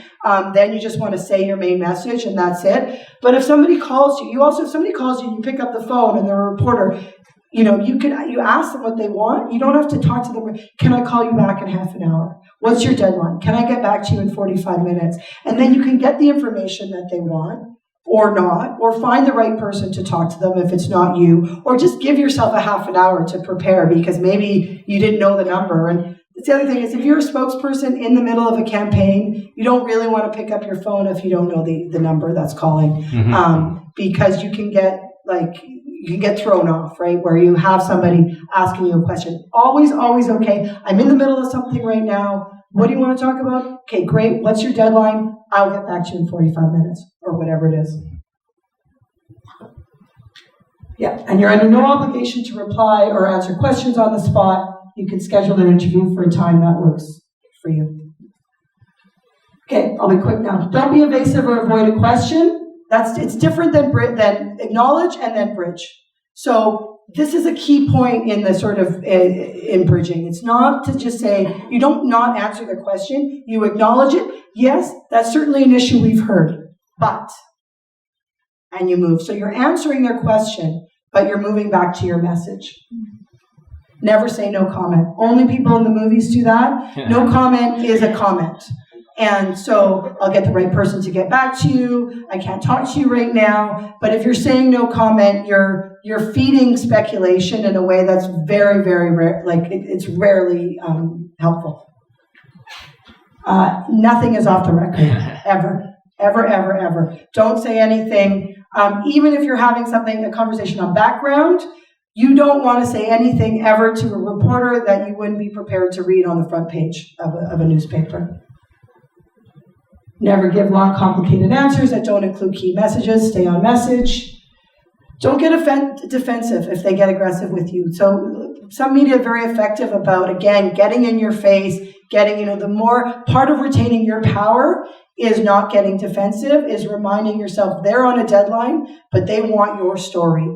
And don't get defensive. You're in the them on us. Again, message box is your safety guard here in pivoting back to us on them. If you find yourself getting defensive, you're definitely in the them on us frame, and you need to get back onto message. And don't lose your temper or attack the media.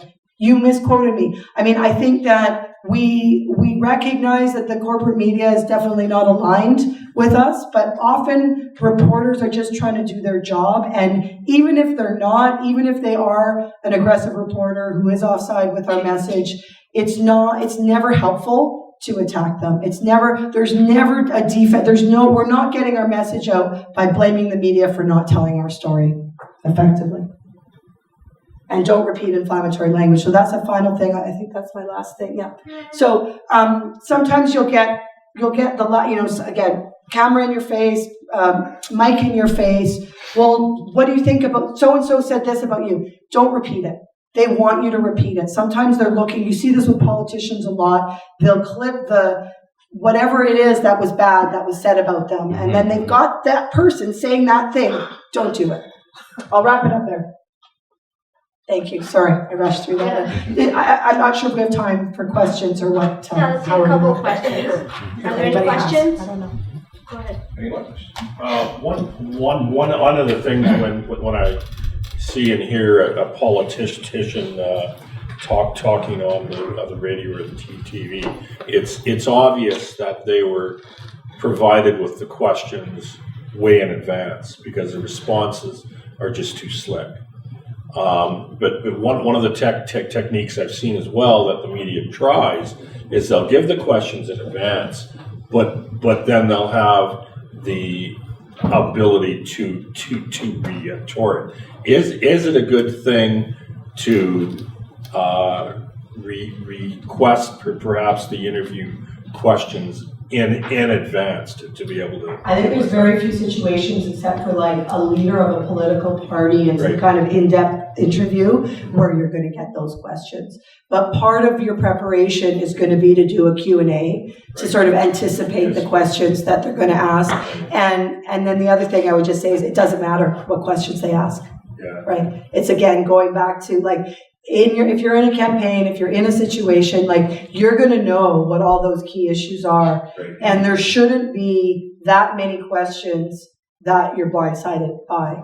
And so, and if there are, again, the safety of your message box is where you want to go. And secondly, is it worthwhile to prepare a press release at least if you're preparing for strikes, say, to send out a press release to all the media that has all of your key messages. Yes, so that is a good question. I mean, there's different opinions on press releases. I think you should in a situation like that because, again, given how bare bones so many newsrooms are now, there's a prepackaged quote for them, and many reporters will just reprint that quote. Right. But more importantly than that, I think part of it is also the more that you can develop relationships with a journalist or two in whatever the media market looks like, where depending on where you are, and that's harder to do in some places than others, but sometimes community papers are your friend as well. Like we might not get the coverage from the sort of main post-media paper, but is there a community paper that you can develop a relationship? Because picking up the phone, like that's the other thing, is if they can pick up the phone and reach you, they'll do that, right? And that enables you to get your side of the story, your message in the paper. So there's a whole, I didn't touch on any of it today, but the relationship building, like building strong relationships with sympathetic or not, just good report, like people who have journalistic integrity is really, really valuable because those relationships, just like what we were talking about in organizing, actually go a long way because they see you as human and they also then have your number. They're going to call you right away. And so it enables you to not have to play defense because something erupts. They've got your phone, they've got access to somebody that they can call and you can lead with your message instead of responding. Yeah, I think it's okay to say, it depends on the situation. And, if it's something, you should be sent out to be a spokesperson on something without being really prepared on that issue. But if it's something that's a side issue, that's not, you could say that's a good question. I don't have the specific details right in front of me right now to be able to answer that question, but either I'll get back to you or I'll get the right person to get back to you on that. I think it's fine to do that, and you don't want to freelance. You don't want to make stuff up. But if you're caught in a situation where it's kind of a critical issue, like a critical question to the issue at hand, that's a tough one, and sometimes you just have to go back to your message box, recognize that you're not providing them with what they need, and then do what you can to wrap up the interview. Get exit strategy. Awesome. Wow, so everybody's ready to hit the media or the hospitality suite. Yeah. Just don't somebody asked you after the hospitality suite. It's just like, are you a liar? So and so said you're a liar. Well, let me tell you. I am not a liar. Exactly. Don't do that. And then that clip will run over and over again. It's like Nixon. I am not a crook. What did you think of every time you saw that? He's a crook. Exactly. So thanks, Maria. That's like a whirlwind tour through media relations. I think Kelly might want to wrap up and maybe say something about what's going to happen tomorrow. But before that, I just want to remind us what we've done here today. We had a conversation about what brings us together, what we value, what we have in common, what we've accomplished together. Out of that, we developed the themes of the core value of the story of what CCU is. We learned that tool that you can use anytime. And we did work around a diagnostic of where we want to go and what we need to get there. And the big papers with all the words on them. We distilled those into some objectives and ideas for action that you might want to carry forward to tomorrow. We use this timeline, I use this almost every time we do any session. It's like put yourself on a timeline, make everything visible. It's really helpful for planning, and it's a really good practice to use in general. And then we did we talked about power, we learned about power maps. And we did a lot of work on personal and group story that I hope that you're going to carry forward into your work. And then, of course, an expert's kind of guiding you through how messages are created. Next time you hear somebody, they're not in their message box, or it's my frame, or I want to stay in my frame. Now you know what it's all about. It's very common in campaigns and in political reporting. And then also the tips for the media. So I hope that coming out of today, what we were hoping you'd have is ways to have more clarity about who you are and what you want and how you're going to get it. Some very practical skills-based stuff that you can apply in your work. And then some sort of an overview of some of the additional training that might be of use to you. All right? So thanks very much for the opportunity to do that. Thank you very much. Thank you.